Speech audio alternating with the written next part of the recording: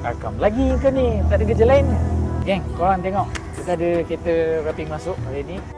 Condition dia agak teruk kalau korang nampak ni. Stone chip, semua stone chip. Den pun banyak. Ni paling penting tu. Kereta hitam memang dia susah sikit nak nampak den. Nampak? Tempat ni semua kita akan bagi tape. Sebab kita baru lepas buat cuci. So kita akan buat bodywork untuk kereta ni. Baru kita akan start wrap. Korang nak tahu colour apa kereta ni? Mari sini masuk. Tunjuk.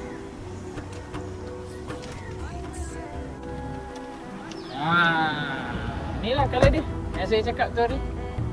Matte green black silk. Dia ada glossy dengan matte. Ni saya bagi kereta ni colour matte. Dengan boleh nampak lah. Saya malah nak cakap banyak. Korang boleh nampak sendiri. Macam mana colour dia.